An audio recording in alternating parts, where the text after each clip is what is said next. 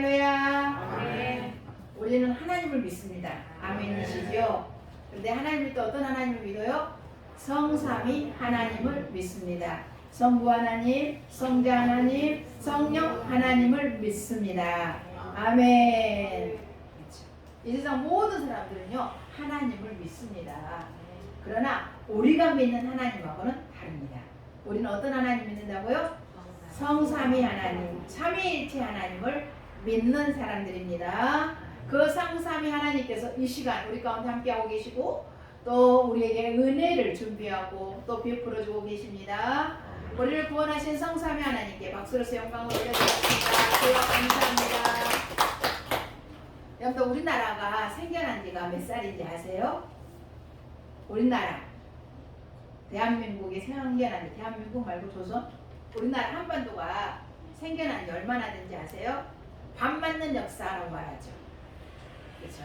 반 맞는 역사. 그 말은 만년의 반이라는 뜻이잖아요.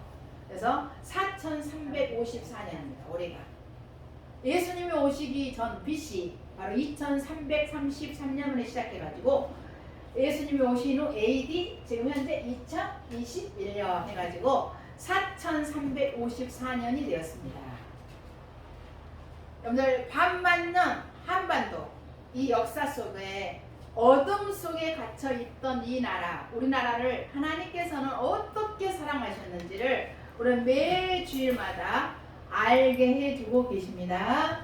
네, 하나님이 어둠 속에 갇혀 있던 반만년 역사 속에 갇혀 있던 이 나라를 어떻게 사랑하셨는지, 어떻게 그 어둠을 걷어내시고 이 땅에 빛을 비춰주셨는지를 우리에게 알게 해주고 계시는데요. 지금으로부터 189년 전, 지금으로부터 189년 전 1832년에 이 땅에 복음의 빛을 하나님이 비치셨습니다.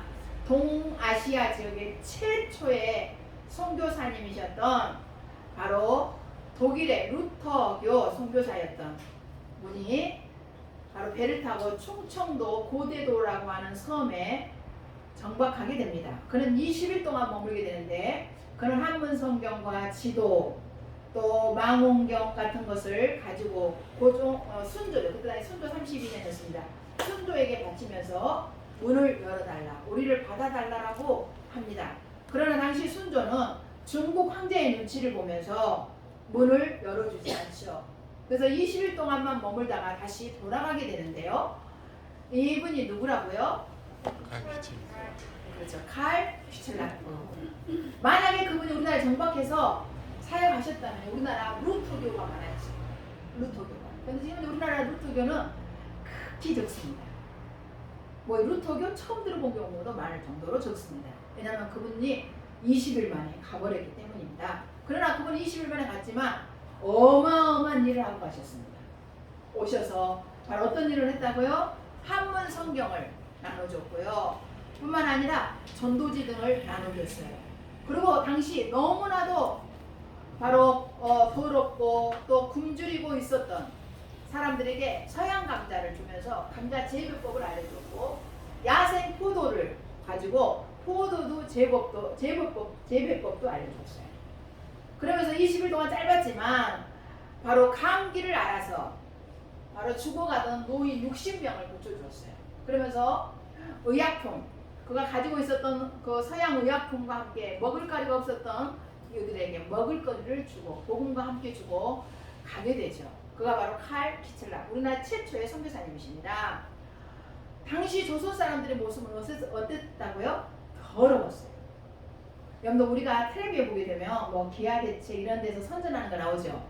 막 마실 물이 없어가지고 흙탕물 먹고 치료를 못 받아가지고 먹을 거 없어서 막 죽어가는 아이들, 막 파리가 막 얼굴 다 붙어있고 막 그거 보시죠. 우리나라가 189년 전에 그랬단 말이에요. 그래서 이 선교사님한테 첫 번째 느낌 뭐예요? 더럽다. 더럽고 그 다음에 똥구녕이 찢어지게 가난했어요. 가난하고 세상에서 사람을 가장 싫어하는 민족. 사람을 이렇게 싫어할 수가 없어. 사람을 싫어하고 고을의 수령들, 양반들이 착취해. 그들이 권세를 가지고 착취하고 행포를 부리면서 소망이 없이 그 사람들은 마치 운명처럼 고통이 고통인 줄 알지 못하면서 살아가고 있었습니다. 이 땅에 작은 복음의 빛을 하나님께서 비추셨던 것입니다. 그 후에 34년이라고 하는 시간이 지납니다. 왜냐하면 홍선대원군이 세워지면서 세국 정책을 쓰게 되죠. 그래서 34년이 지난 후에 1866년도에 평양 대동강변에 내린 선교사님이 계셨습니다. 누구시라고요? 누구라고요? 토마스 선교사님. 포러스 토마스 선교사님. 그는 대동강변에 바로 내렸습니다. 근데 내리자마자 어떻게 했어요? 바로 목을 쳐가지고 죽임당했어요. 내리자마자. 그는 27세 청년이었습니다. 영국에서 의학을 공부하고 신학교를 들어가고 목사 한 줄 먹고 결혼하자마자 중국으로 상하이로 와서 선교하다가 사랑하는 아내와 뱃속에 있는 아이를 잃게 되죠. 그리고 그는 주님을 떠나서 있다가 조선에 천주교인들이 병인 박해로 말미암아 큰 박해를 받고 있다는 소식을 듣고서 조선에 가야 되겠다고 하는 마음을 갖게 되죠. 그래서 그는 한문 성경 수십 권을 구해가지고 조선으로 오는 바로 미국 제너럴 샤머너라고 하는 배를 타고 오게 됩니다. 그 배 안에서 몇 안 되는 조선 사람들에게 성경책을 주면서 야송 믿으시오. 그런데 그때 세국 정책을 쓰고 있었던 흥선대원군이 외세에 배가 들어오니까 어떻게 돼요? 공격을 했죠. 그래서 관군들이 불화살을 쏴가지고 이 배를 맞췄어요. 그래서 불이 났어요. 그 배가 어떻게 됩니까? 불타면서 침몰하기 시작하자 배 안에 있는 사람들이 전부 다 뛰쳐나오겠죠. 그때 선교사님이 그 안에 있던 성경책을 바깥으로 던지면서 야소 믿으시오, 야소 믿으시오. 그리고 그거 가지고 성경책 가지고 내려왔어요. 병사가 자기를 죽이려고 앞에 숨은 거예요. 그는 그 자리에서 무릎을 꿇었어요. 그래서 하나님은 당신을 사랑하십니다. 이 책 받으시오. 근데 그 얼굴은 천사와 같았습니다. 지금 자기가 죽는 건데 27세 그 꽃다운 청년이 얼굴에 만년의 미소를 띠면서 하나님은 당신을 사랑하십니다. 이 책 받으시오. 그 순간 목이 팍 잘려지면서 그 자리에 붉은 피가 아주 강변을 타고 흐르죠. 그 성경책을 그때 당시 받았던 사람이 바로 누구냐면 강군이었던 박충권이라는 병사였어요. 그는 그 성경책을 버릴 수가 없어서 가지고 있다가 나중에 자기 조카 이영태에게 줍니다. 이영태가 그 성경을 읽고 예수를 믿게 되고 나중에 신학교를 졸업해서 레이널드 선교사님을 도와서 한글 번역 성경 사업에 힘쓰게 돼요. 놀랍죠. 그리고 이 박충권은 30년이 지난 후에 1899년도에 한국 개신교 최초로 장로가 됩니다. 우리나라 기독교 최초 1호 장로가 이 토마스 선교사를 죽였던 박충권이라는 장로가 돼요. 근데 그때 바깥으로 성경책을 던졌을 때 그 성경책을 주운 소년이 있었어요. 13살 최치량이라고 하는 소년이었어요. 그래서 성경책 3권을 주워가지고 집으로 갔어요. 엄마! 이거 어떤 서양 사람이 줬는데 이거 내가 가지고 왔어. 근데 그는 죽었어. 그랬더니 그 엄마 호통을 치면서 서양 그 귀신 붙어있어. 서양 귀신 붙었다. 빨리 갖다 내다 버려라. 그때 바로 평양성 대동문을 지키고 있었던 박영식이라고 하는 사람에게 이 성경책을 갖다 줘요. 근데 그 사람이 이 성경책을 받은 이유가 있어. 왜 받았을까요? 귀신 붙었는데 딱 펼쳐보니까 종이가 겁나게 좋아. 그때는 그게 좋은 종이가 없어. 중국에서 온 종이가 좋았어. 그 책을 받아가지고 성경을 다 뜯어가지고 집안에 전부 다 뭘 했다고요? 도배를 했어요. 그래가지고 이 13세였던 채치량이 이제 성인이 됐어요. 그래가지고 이 박영식 씨 집을 삽니다. 사가지고 뭘 하냐면 주막을 삽니다. 지금하고 주막이 달라요. 그때는. 여러분들 우리 조선시대에 과거 보러 올 때 안동에서 뭐 저기 뭐 나주에서 올라올 때 어디를 올까요? 막 걸어서 올라오겠죠. 평양까지. 아니면 뭐 한양까지 걸어오겠죠. 그때 뭐에 어디 가서 잠자? 주막에 들어가서 밥도 먹고 거기 자고 또 가고 그랬잖아요. 그 주막인 거예요. 그럼 저녁에 이제 밥을 먹고 방에다 잠을 자려고 했더니 뭐라고? 성경책이 도배가 있어. 깜짝 놀랐어요. 이 마포 3열 목사님, 마페 선교사님이에요. 이분이 평양에 전도하러 간 거예요. 그래서 평양에 가자마자 갈 데가 없잖아요. 그러니까 이제 주막에 들어가서 잠을 자고 전도하려고 하셨던 거예요. 그날 밤에 그걸 봐. 주인을 불렀어요. 주인장 들어오시오. 이게 어떻게 된 일이에요? 그게 바로 채치장이었어요. 사연 얘기를 듣습니다. 그에게 복음을 전해요. 그 채치장이 거기서 예수를 믿고 그 다음에 1885년에 세례를 받습니다. 그런데요. 그러면서 그 집이 그 주막이 교회가 돼. 널다리골 예배당이 됩니다. 널다리골 예배당. 그가 널다리골이었던 거예요. 평양에. 근데 그 동네 함께 살고 있었던 박충건, 토마스 홍대사를 참수했던 그분이 찾아왔어요. 내가 30년 전에 죽인 그것이 내 마음에 남아있다. 그 한 사람이. 그래가지고 이 동네 널다리골 예배당에서 종소리가 들리는데 그 종소리를 들을 때마다 괴로웠다. 그러면서 선교사 같다는 얘기를 듣고서 찾아온 거예요. 그걸 알고 싶어서. 왜? 그 사람 자기가 죽은 사람이 누구니까? 서양 사람이니까.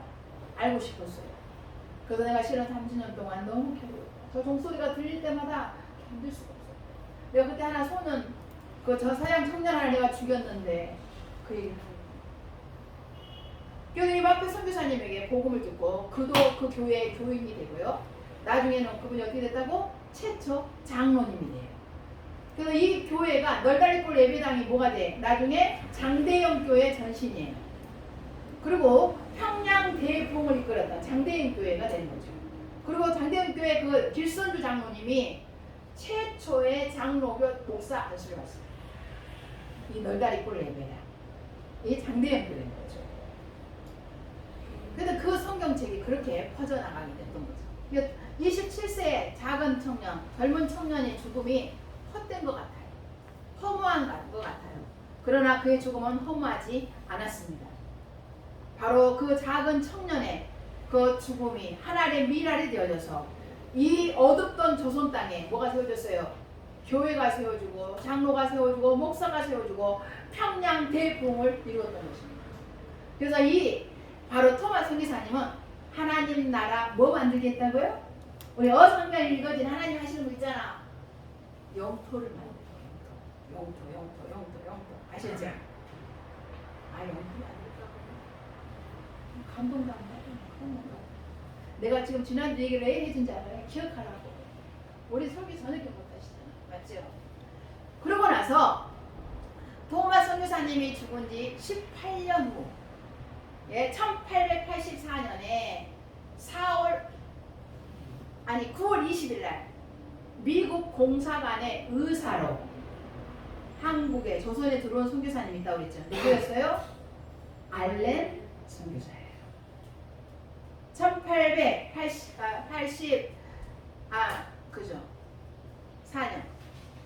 1884년도에 9월 20일 날 미국 공사, 그때는 이제 이미 어떻게 된 거예요? 1832년에요. 통상조약을 맺습니다. 미국은.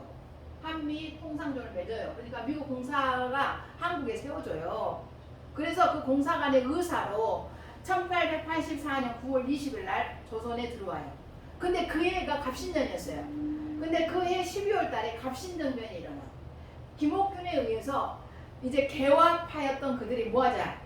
봉건 사회를 무너뜨리고 근대화를 만들자 그런 거예요. 만약 근데 이 갑신정변이 며칠 만에 끝나버려? 3일 만에 3일차 나고 끝나요. 만약 그때 성공해서 우리나라 일제에 넘어갔어 안 넘어갔어? 안 넘어갔습니다. 우리나라 오히려 일제를 지배하고 어디를 지배했어? 중국을 지배했어. 중원을 우리 걸 차지할 수 있었어. 이거 사실이요. 진짜 사실이에요. 근데 3일차 나로 끝나요. 그때 그들을 진압했던 고종 황제의 부인이었던 고종 황제 부인이 누구야? 민비 명성황후예요. 이 명성황후의 조카가 누구냐? 민영익이야. 이 사람이 갑신정변 때 어디에 부상을 크게 입어요. 그때 당시 우리나라의 의술이라는 게 다 뭐예요? 침 넣는 거, 뜸 넣는 거, 한약 지어서 주는 거야.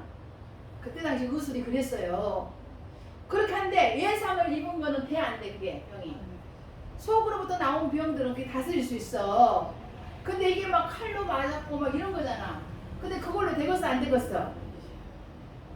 그때 알렌 선교사님이 이 민영익을 고쳐줘요. 그 나서.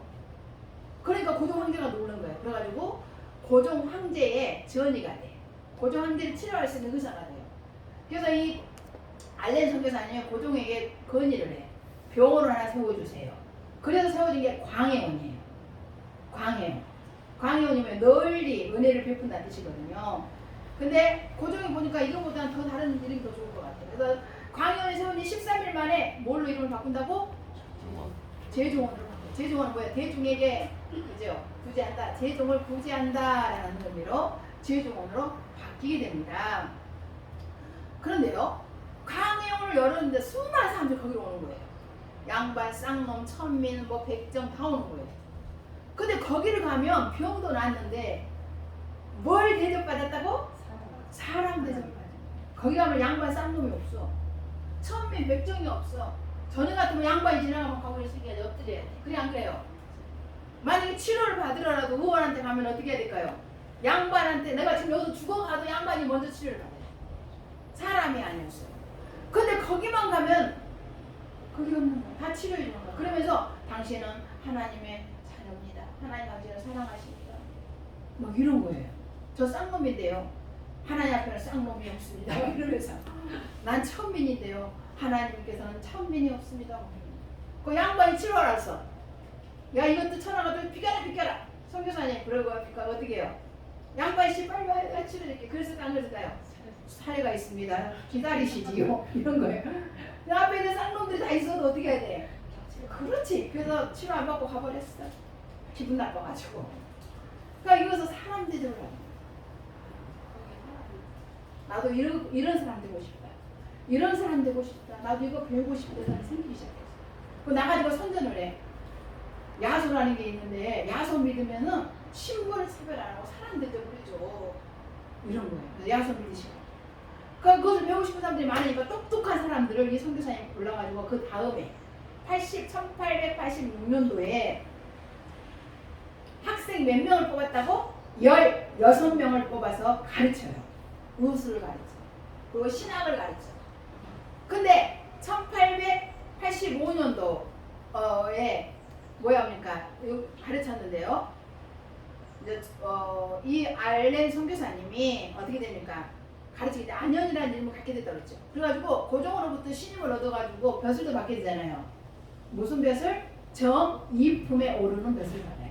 그리고 한국 이름도 받아요. 조선 이름 안현이라는 이름 왔습니다. 그런데 1887년도에 청나라가 조선을 막 간섭하고 막 이러는 거예요. 그래서 청나라 나빠 이러다가 미국으로 송환돼요. 그래서 3년 만에 바로 한국어를 조선을 너무 잘 알잖아. 한국어 너무 잘 알잖아. 미국을 대변할 수 있는 사람이 알린밖에 없었어. 그래서 북장로교회 선교회의 선교사로 또 미국 공사관의 대리공사로 바로 1890년에 다시 한국에 3년 만에 들어옵니다. 조선에. 그래가지고요 1904년도에 바로 미국의 부자였던 세브란스라는 사람에게 돈을 기부받아가지고 그 광영 제중원을 뭐 하는 거예요? 더 크게 넓혀요. 그게 바로 세브란스 병원이에요. 왜냐면 그 사람의 이름을 그 사람 돈을 다 냈기 때문에. 여러분 우리나라 최상희 선교사님이 관동에 가면 엄비전교회 있잖아요. 엄비전교회가 한국시 이름이 뭐예요? 한소방교회예요. 그 교회 세울 때 제가 돈을 보냈거든요. 그랬더니 그 선교사님이 한국의 이름을 그대로 쓴 거예요. 근데 그거를 한수랑 할 수가 없으니까 원비전 이가 되죠. 원 하나 뭐 비전 소망이라는 거죠. 그래서 원비전 이렇게 한 거예요. 그래서 그다음 이 제중원을 이 알렌 선교사님이 뭘 바꿨다고? 세브란스라는 사람이 돈을 줬기 때문에 세브란스 병원으로 바꾸게 됩니다. 근데 그리고 나중에 8.15 이후에는 언더우드에 의해서 언더우드 선교사님이 연세대학교를 지어요. 지금 연세대학교. 연희대학교와 통합을 해가지고 연세대학교 의과대학 부속병원이 돼요. 지금도 그렇게 되잖아. 맞죠? 그럼 연세대학교 부속병원, 신촌 세브란스, 강남 세브란스 그러지 않아요? 똑같습니다. 그래가지고 1905년도 을사조약을 맺죠. 우리나라가 일본하고. 일본이 러일 전쟁을 해가지고요 승리를 해. 그래가지고 조선을 아주 먹어버려. 그래가지고 애교권을 박탈시켜버려. 그래가지고 강제로 맺은 조약이 뭐예요? 을사조약. 그래서 을사늑약이라는 거예요. 을사오적이 있잖아요. 맞아요, 안 맞아요? 그거를 어떻게 합니까? 일본을 막 규탄하기 시작해요. 이 알레 선교사. 이거 나쁘다 일본 놈들. 그렇게 하면 어디가 있냐 막 이래요. 그래가지고 그 당시 중도 정책을 쓰고 있었던 루즈벨트 대통령이 애교에 문제가 생긴 거예요. 그러니까 이 알렌 선교사를 송환해요. 공무로. 그러고 나서 미국에 그분은 계시면서 32년도에 천국 갑니다. 그때까지 그래서 조선에 대한 책을 쓰고 조선을 미국에 알리는 일을 해요. 그래가지고 강의료 또 책 뭐 이런 출판 돈을 전부 다 누구를 위해 썼다고? 조선을 위해 썼어요.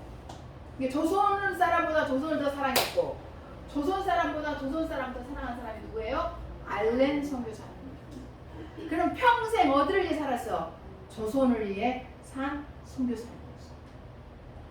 그래서 이 알렌 선교사님은 거기 돌아가시기 때문에 이 양아지 묘지에 없어요. 미국에 있습니다.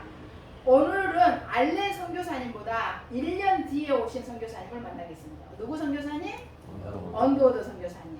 그는 1859년도에 태어나가지고 1916년도에 돌아가셔요. 천국 가시는데요. 그분 영국 런던에서 태어나요. 영국 사람이에요. 근데 그 13세 되었을 때 미국으로 이주를 해요. 그때 당시 왜 그랬냐면 영국이 장로교를 핍박했어요. 그리고 성공회를 했잖아요. 맞아요, 안 맞아요? 그리고 영국 그때 못 살 이런 어려운 시절이었는데 미국으로 가면 잘 산다 그러니까 그때 영국에서 많이 미국으로 이주를 했어요. 그 중에 한 분이면 서석평 선교사님 아시죠? 강주에서 살게 했던 우리나라 간호대학을 세우고 간호사를 키워낸 선교사님이 계세요. 서석평. 그분이 바로 또 어떻게 됩니까? 그게 이주하게 되죠.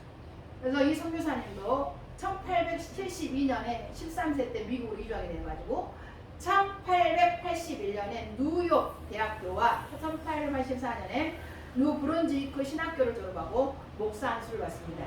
그는요 목사를 받으면서 선교사를 지망했어요. 근데 자기가 가고 싶은 선교지가 어디냐면 인도야, 인도. 그래서 그는 인도 선교사가 되기 위해서 인디어를 배우고 의학을 공부했어요. 그거 하려고. 그런데 조선이 1882년에 한미 통상 조약을 맺었어요. 자기가 한국에 들어오기 3년 전에 맺어진 거예요. 운동국이었던 이 조선. 그때 당시에 1882년에 한미 통상 조약을 맺는데 그때 당시에 우리 조선이요 문호가 이제 그때 개방이 되는 거예요. 문호가 개방이 되는데 그때 당시 우리나라 인구가 몇 명이었냐면 남북한 다 합쳐서예요. 1200만, 1300만 밖에 안 돼요. 지금 현재 남북한 합치면 몇만? 7천만. 맞죠? 7천만 넘어요. 좀 그죠? 근데 그때 당시는 1200, 1300밖에 안 됐어요. 그런 인구에 아직 복음이 들어가지 못했다는 것을 알게 돼요. 미국에서. 그리고 알렌 선교사님은 사역을 다 알고 있을 거 아니에요. 그래서 선교사님이 많이 필요한 거예요. 학교에서 또 가르쳐야 되고 막 많이 필요한 거예요. 그래서 한국의 선교사가 절실하다고 하는 선교부의 요청으로 1885년에 미국 장로교 파송을 받고 4월 5일날 1885년 4월 5일날이 부활절이었어요. 부활절날 아펜젤러 선교사님과 함께 인천 제물포항으로 들어옵니다. 근데 그런 한국에 들어오기 전에요. 이게 1884년에 들어올 수 있었어요. 근데 갑신전변이 일어난 후유증으로 조선이 문호를 애국인들을 못 들게 한 거예요. 애국인들을 못 들게 했어요. 이해가 되세요? 그래서 어쩔 수 없이 이 아펜젤러 선교사님 또 이 언더우드 선교사님이 일본에 머물게 돼요. 머물면서 조선 유학생들한테 한글을 배워요. 한글. 조선말을 배우고 마가복음을 조선말로 기록을 해요. 번역을 해요. 그래서 우리나라에 들어온 선교사님 중에서 한국어를 제일 잘하는 선교사님 중에 누구냐면 언더우드 선교사예요. 왜? 일본에서 뭘 배웠으니까.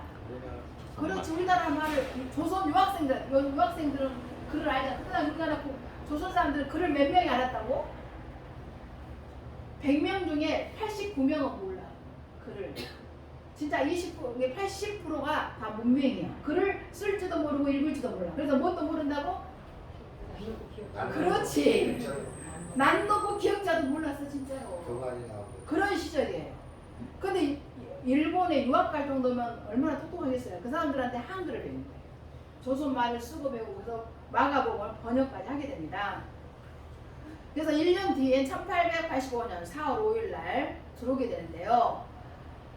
바로 한국에 들어온 이 선교사님이 한국을 제일 잘했다고 했잖아요. 그런 들어온 지 3일 만에 이 제중원 아시죠?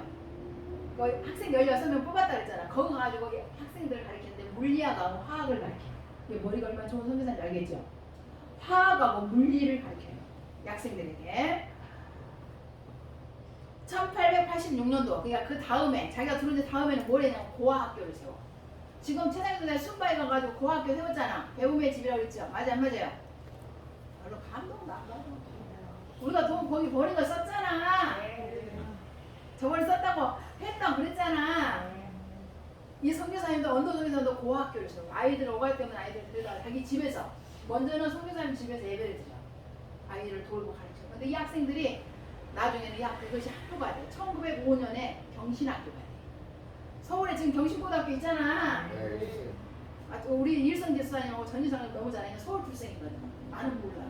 우리 일성 집사님이요 희문고등학교 출생이. 나는 희문고등학교 옛날부터 들었어. 왜냐면 뭐 때문에? 야구 때문에. 그래 희문고등학교 야구 아주 끝내줬거든요 제 학생 때. 맞죠? 청룡기 아주 1등이었네 희문고등학교. 강주 지는 거 막 이런 그잖아요. 강주는 지는 거였고 서울하면 희문고야. 모르세요? 저도 이렇게 대학교 다닐 때 모든 경기장 가가지고 헤드 타이거즈 그때는 막 응원하라고 그랬어. 야구장 가서 보는 거와 편의점 보는 거 차이가 나는데 경기는 거기 가서 봐야 돼. 그래가지고요 경신학교로 이제 세워집니다. 지금도 경신고등학교 가면은 이 언더우드 동상이 있어. 세워져 있어. 왜냐면 이분이 세웠기 때문에. 그리고 1915년에는 연세대학교를 세워요. 신촌 세브란스 아시죠? 거기를 세우게 됩니다. 그리고 그래서 지금 연세대학교 가게 되면 신촌에 언더우드 동상하고 언더우드 기념관이 있어. 근데 지금 4대째 증손자가 지금도 일하고 있어. 지금도 선교사역을 계속하고 있어요. 선교사역이 계속되고 있습니다. 그래서 연희 전문학교에서 연희대학교를 세웠다 그랬잖아요. 그 학교에서 초대 교장을 해요. 연도우 선교사님이 초대 교장을 지내고 한국에 능통했기 때문에 황해도 소래를 비롯한 우주 지역, 신우주, 우리는 신우주, 우주 그러잖아요. 평양 일대를 다니면서 전도를 했어요.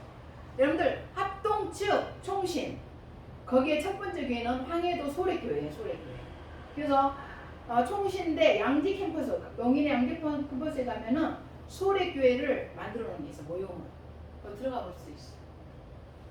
이때 세워진 거 이해가 되시죠?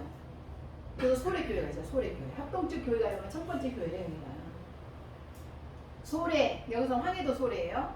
여기 의왕시 소래가 아니에요. 시흥 소래가 아니야. 그리고 우리나라 첫 번째 장로교, 그러니까 남쪽의 첫 번째 장로교가 세문안교회예요. 세문안교회가 어딘지 아세요? 네, 충남. 그렇지. 와 잘하시네. 나는 서울 몰라. 지난번에 갔다가 지난 광복절 때 갔다가 제가 뒤로 돌아갔더니 세문안교회 가 있더만요. 저는 서울에 살거든요. 세문안교회 오고 여기네. 이 세문안교회를 세운 분이 언더우드 선교사. 언더우드 선교사님이 남쪽에, 그러니까 남쪽이 아시죠? 평양 이남 쪽에 첫 번째 장로교인 세문안교회를 이 언더우드 선교사님이 설립합니다. 그리고 1889년에 후배 선교사님, 그때는 선교사님들이 물밀듯이 들어와 한국에. 호주 선교사님들은 남쪽 부산 쪽으로 들어오고 막 여러분들 충청도와 감리가 많잖아요. 많이 들어와요. 선교사 많이 들어오는데 후배 선교사들을 위해서 한국어 문법을 만들어요. 여러분들 이 대박. 여러분들 한국어 문법을 누가 만들었다고? 선교사가 만들어요. 애국 코가 문화사전이 안 만들어요. 영안사전이요 이분이 만들어요. 영안사전 누가 만들었다고? 서양 사람이 만들었다고? 우리나라 사람이 만들었다고? 이야. 아 진짜 기가 막히다. 근데 진짜 기가 막히지 않아요? 우리나라 사람들이 만든 줄 알았잖아. 영안사전. 맞아 안 맞아? 맞죠? 한국어 문법, 한글 문법을 우리가 만든 줄 알았잖아.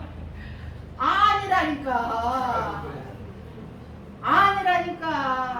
그 다음에 기독교 서예가 있어요. 저기 종로가 가면 기독교 서예 있어. 기독교 문서 선교였어요 처음에. 기독교 문서 선교를 만드신 분이 언더우드 선교사. 그리고 성경 번역 사업을 주관했어요. 그래서 레이놀드 선교사님 나중에 그 일을 하게 되죠. 우리가 양아지 가서 봤잖아요. 그리고 진짜 우리가 잘 알고 있는 거 YMCA 청년 기독 청년이 아시죠? 지금 기독교 청년의 YMC는 뭐 돼버렸다고? 좌파 운동단체가 됐어요. 넘어가 버렸어요. 언더우드 선교사님이 기독 청년의 YMC를 만들어요. 그게 1900년도에 만들어요. 1900년에 YMC를 청년 사회운동의 헌신하서 만든 게 우리가 최상희 선생님 지금 순바에 반둥에서 학생들 키워가지고 지금 전북대학교 대학원에 2명 와 있잖아. SN하고 라스카르 와 있잖아. 그들을 키워서 뭐 하는 거예요? 자기 나라 가서 일으키는 거지. 그러려고 된 거 아니에요? 그와 똑같이 당시에 YMC를 이 선교사님이 만든 거는 뭐냐, 기독교 뭐하라고 청년 사회운동을 그래서 우리나라에 일어나게 돼. 그를 가르치, 이 청년들이 나가서 뭘 가르쳤어? 그렇죠. 제가 중학교 1학년 때인가 봐요. 우리 동네 그 이름이 종수예요. 제 동생이라니까. 그 종수 오빠가 우리에게 그 당시 노인과 받아 쓴 해밍웨이 전쟁과 평화 이런 책들을 우리한테 줬어요. 그러면서 읽으라고 가르쳤어요. 근데 그분이 교회 다녔어요. 이 영향인 거야. 이게 YMC를 통해서 그랬던 거야. 그래서 그때 당시 시골에 있는 아이들한테 그런 책이 있는 줄 우리는 몰랐어요. 노인과 바다, 뭐 예를 들어서 전쟁과 평화, 무슨 이런 인문 고전을 들어본 적도 없었어. 근데 그 이제 오빠들이 우리한테 읽으라고. 근데 전쟁과 평화 책이 이렇게 두꺼워. 기타나 말았어. 너무 두꺼워가지고 글씨가 빡빡하게 써 있어. 아, 노인과 바다는 읽었는데 못 읽겠더라고. 책이 너무 두꺼워가지고. 그래서 기타 말하는데 그때 지금 생각하면 그때 읽은 거. 이게 YMC 중에 청년 사회운동의 일환이었어요. 그때까지 있었던 거죠. 그래서 YMC를 만들었고요. 조선의학. 우리나라 의과대학을 세운 것이 누가 세웠다고? 그렇죠. 선교사님들이 세웠다고. 알렌 선교사님, 언도우 선교사님. 교육 발전에 크게 기여했다고 해가지고요. 고종 황제가 이름을 내려줘. 무슨 이름이냐면 언도우 선교사님의 이름 따라서 그냥 부르는 이름으로 원두무. 알렌 선교사님의 이름이 뭐였다고? 안면. 이게 알렌 하니까 안면. 이거 원도우드라 그러니까 원씨야, 원씨. 원두우라고 하는 이름을 지어줬어요. 나중에 이 원도우 선교사님은요, 한국의 종교, 사회, 언어, 정치, 문화 등의 여러 분야에 큰 업적을 남겨가지고요, 대한민국 건국 훈장을 받습니다. 대한민국 건국 훈장, 바로 대통령 훈장을 받아요. 이 원도우 선교사님. 근데 아까 알렌 선교사님 뭐 받았다고 그랬어? 벼슬. 정위품 벼슬 받았잖아. 이분들한테 괜히 줬겠어? 아니 괜히 줬겠냐고. 맞아요, 안 맞아요? 영안사전 만들고 한국 교육 발전에 뭐 이렇게 했기 때문에 그렇게 봤습니다. 그래서 선교사 묘원인 우리가 가봤잖아요. 양아진에 가면은요, 이 언도우 선교사님이 묻혀 있어요. 언도우 선교사님하고 그 아내하고 가족들 7명이 묻혀 있어요. 우리가 그때 갔던 기억나시죠? 그래서 이 언도우 선교사님은 총각으로 한국에 들어왔어요. 1885년도에. 그런데 1889년도에 같은 북장로교 선교회에 의사 선교사였던 호튼이라고 하는 여자 선교사님하고 결혼을 해가지고요, 아들을 한 명 딱 낳아. 그 이름이 한국에 태어났기 때문에 원한경이야. 원한경. 이게 한국 조선 이름을 쓴 거예요. 지금 원한경이라고. 근데 이 아들이 바로 손주를 낳았는데요. 손주 3명을 낳아. 원이란, 원요환, 원득한 이렇게 이름이죠. 그 성교도 아버지를 위해서 계속 선교를 하는 거예요. 그리고 중손자가 태어나는데요. 원한과 지금도 살아있어. 지금도 사용하고 있어. 4대를 걸쳐서 지금도 이 언도우 선교사님 지금 한국에 선교하고 계셔요. 물론 감동도 안 받아. 지금도 살 거예요. 그래서 그분이 또 한국 소사전도 썼어요. 그러니까 우리나라 지금 사는 사전을 선교사님이 쓴 거야. 그리고 선교 23년이라고 한국 선교 23년사를 썼습니다. 이분이 1908년도에 했어요. 그래서 일제강점기 시대 조선을 위해서 헌신했던 은인 중에 은인이죠. 이분이. 그래서 건국훈장을 받습니다. 언도우 선교사님 들어왔을 당시 조선의 모습이 그럼 어땠을까요? 당시 조선의 모습. 이 알렌 선교사님 그 시절이잖아요. 그때 조선의 모습이 어땠냐면요, 언도우 선교사님 하나님께 기도드린 게 있어요. 제가 그 기도문을 읽으면, 그 기도문을 딱 보면 조선이 이랬구나 알 수 있어요. 제가 읽어드릴게요. 그 기도문. 언도우 선교사님 기도드린 거예요. 오 주여, 지금은 아무것도 보이지 않습니다. 주여, 지금은 아무것도 보이지 않습니다. 주님, 메마르고 가난한 땅, 나무 한 그루 시원하게 자라 오르지 못하고 있는 땅에 저희들을 옮겨와 심으셨습니다. 그 넓은 태평양을 어떻게 건너왔는지 그 사실이 기적입니다. 여러분들 그때는요, 미국 샌프란시스코에서 한국 가는데 배 타고 왔는데 한 달. 얼마나 넓은지 알겠죠? 제가 샌프란 가봤거든요. 시원한 태평양.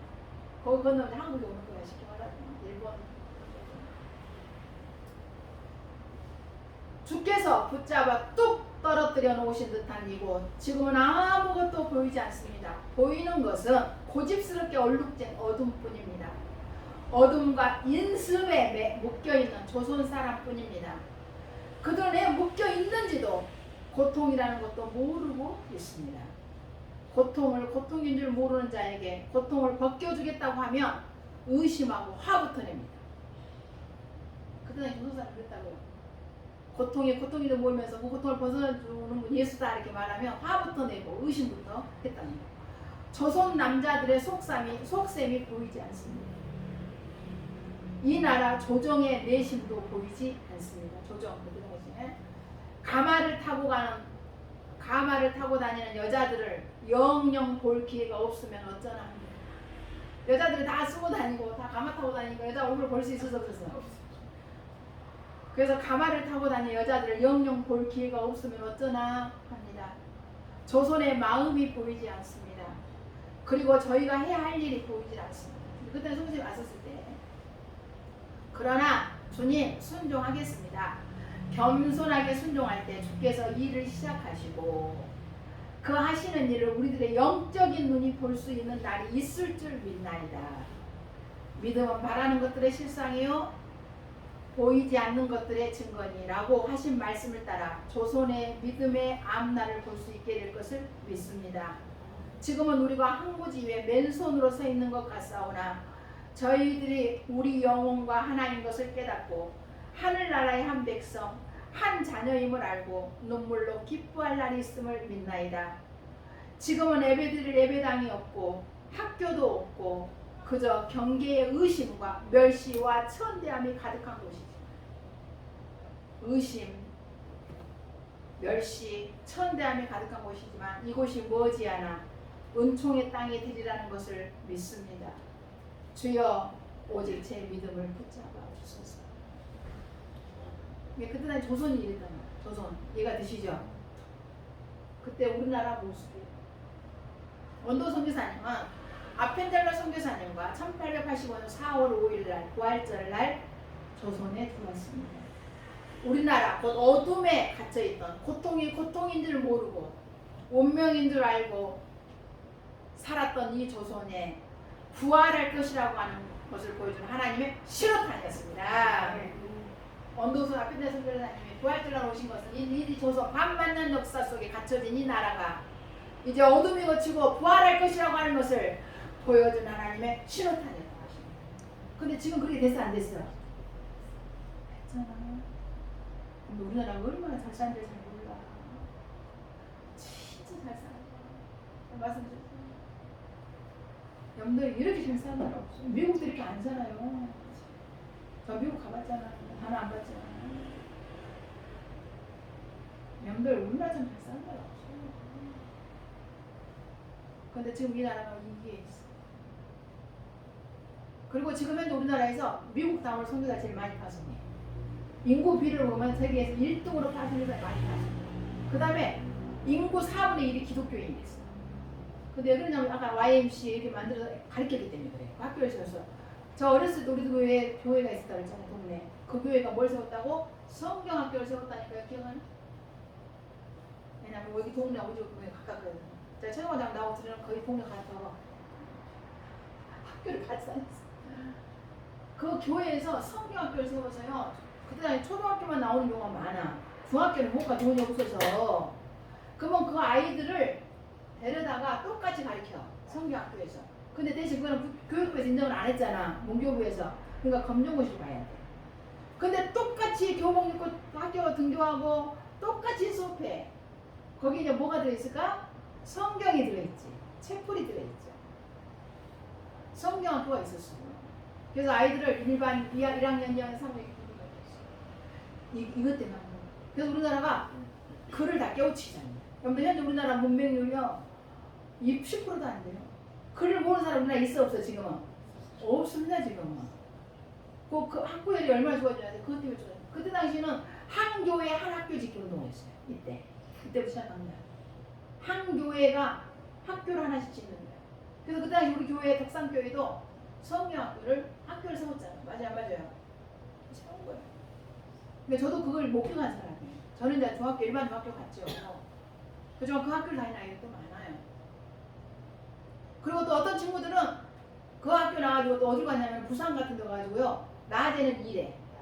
야간. 그리고 저녁에는 근학교. 근데 그것도 그 기독교 세운 거예요. 낮에는 일해. 밤에는 밤에 일 끝나고 와서 이제 공부하는 거예요. 다 졸려지고 멋쩍가니 졸리지 마세요. 내가 금방 끝나요. 부활할 거라는 걸 보여줬죠. 하나님 나라 백성 만들기 알레 선교사님과 함께 헌신했습니다. 그때 당시 이제 뭐 만들었다고? 하나님 나라 백성이 만들었어요. 그래서 우리나라 4분의 인구 4분의 1이 백성입니다. 맞아요, 안 맞아요? 그렇죠. 오늘 본문 그대로 이루어졌습니다. 시온의 영광이 빛나는 아침 어둡던 이 땅이 밝아오네 슬픔과 애통이 기쁨이 되니 시온의 영광이 비춰오네 아멘 이렇게 된 거야. 맞아 안 맞아요? 시온의 영광이 빛나는 아침 어둡던 이 땅이 밝아졌어요. 슬픔과 애통이 뭘 가졌다고? 기쁨이 됐어요. 시온의 영광이 빛나는 거예요. 우리 오늘 본문 그대로 이루어졌어요. 다시 읽어봐요. 본문 1절부터 3절까지 그냥 그대로 이루어졌어. 이거 설명할 필요도 없습니다. 왜냐하면 이거 그대로 다 이루어졌으니까. 읽어요. 시작. 주 여호와의 영이 내게 내리셨으니 이는 여호와께서 우리의 이름을 부르사 하나님 자에게 아름다운 소식을 전하게 하시니라. 나를 보내사 마음이 상한 자를 고치며 모든 자에게 자유를 갇힌 자에게 노임을 선포하며 여호와의 은혜와 우리 하나님의 보복의 날을 선포하여 모든 슬픈 자를 이루하되 무릇 시온에서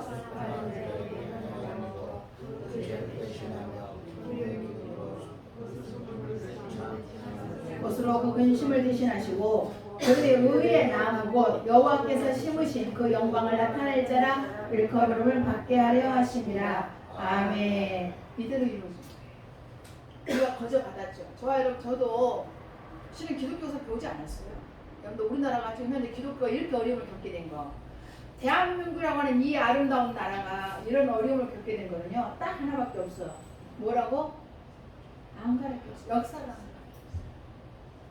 이승만 초대 대통령을 안 가르쳤어. 어떻게 나라가 세워졌는지 안 가르쳤어. 박정희 대통령이 안 가르쳤어. 기독교는 또 이 선교사님들 가르쳐서 안 가르쳤어. 안 가르쳤어. 최초 선교사는 다 토마스를 알고 있어. 맞아 안 맞아요? 대동강을 그 전에 기출학교에서 몰라요. 알려주면서 언어도 몰라요. 연세대학교 다녀야 할까요? 경신고등학교 다녀야 좀 알까요? 역사를 모르는 민족은 망합니다. 그래서 그럼 모세오경 봐봐. 이스라엘에서는 계속 그 얘기 해주잖아요. 똑같은 얘기 계속 반복. 왜 그런 줄 알아요? 역사를 알면요 나라를 이루어 다시 찾을 수 있어. 이스라엘 나라가 2000년 동안 나라 이뤘었잖아. 우리나라하고 똑같은 해 1948년 나라 2000만이 찼습니다. 그 이유가 뭔지 아세요? 모세오경이에요. 그걸 계속 가르쳐. 이스라엘 아이들, 유대인 아이들 7살 된 모세오경을 다 외워. 창세기부터 신명기를 외워. 이해가 돼? 외운다는 게? 외워요. 글을 모세오경으로부터 글을 배워. 그런 민족 망하지 않습니다. 우리나라 대한민국 70년 만에 망했어요. 역사를 몰라. 역사를 안 배웠고 안 가르쳤거든요. 기독교 왜 망했어요? 오늘 교회가 이렇게 무너졌냐고요? 역사를 몰라서. 역사를 안 가르치죠. 나 신학교 다니면서 하나도 안 배웠어. 신학교 가서 뭐 배웠냐고? 뭐 옛날에 뭐 칼빈, 뭐 장로교니까 칼빈. 그렇지. 마틴 루터 뭐 종교계요. 뭐 교부들 배웠죠. 교부시니까. 한국의 기독교 수를 안 배웠어요. 그 성지순례는 무조건 이스라엘 간다고 생각했어. 우리나라 땅에 이스라엘 성지가 얼마나 많은데 한 번도 안 갔어. 우리 합동중앙 신학교는요 나중에 이제 바뀝니다. 성지순례 다 어디로 가? 남한에서 다가 제주도부터 가. 3박 4일 걸쳐서. 그리고 지금은 이제 졸업 여행하면 다 국내 성지순례를 가요. 다 갑니다 지금. 그래서 전라남도 증도, 그 다음에 여수 아시죠? 그 손영호 목사님 거기, 그 다음에 뭐 다 가요. 수원 뭐 어디 제암리, 영광에 그 영산교회 다 가요. 그런 분들 희생했어요. 그 다음에 또 충청도 고대도 있잖아. 거기도 저는 거기 갔었어요. 거기 기념관 해놨어요. 성경책이 처음 들어온 곳이야 거기가. 아, 제가 성경은 줬다고 그랬잖아. 성경책이 처음 들어온 곳에 기념해가지고 세워놨어요. 제가 거기 가봤어요. 바닷가에 세워놨어요. 그 선교사님 불렀던지 아니요. 역사를 모르는 민족은 망합니다. 그래서 오늘날 우리가 이렇게 된 것은 그것 때문입니다. 그래서 우리도 거저받았으니 이제 나가서 130년 전에 우리나라 모습과 같은 상황에 놓여 있는 여러 민족에게 열심을 다해 우리가 복음을 전해야 됩니다. 아멘이시죠? 우리가 인도네시아에 요르단에 지금 하고 있잖아요. 이스라엘에. 또 개인적인 130년 전에 조선의 모습 살아가는 가족들이 있어. 내 자식들, 내 부모, 형제들 지금 130년 전의 모습을 살고 있는 거예요. 맞아, 안 맞아요? 아, 공감이 안 가? 사실이잖아. 우리는 지금 2021년에 사는데 그들은 언제 산다고? 130년 전의 모습을 살고 있는 거야. 보통이 보통인 줄 모르고 포로도 제 포로에 마귀의 포로 살잖아요. 안 그래요? 살고 있잖아요. 그들에게 복음을 전해야 될 줄 믿습니다. 우리 언도 선생님 기도처럼 아무것도 보이지 않아요. 그가 믿을 것 같지 않아요. 그러면 정말 안 믿을 것 같아요. 돌아올 것 같잖아요. 정말 그렇잖아요. 그렇지만 주님을 믿습니다. 순종하게 하옵소서.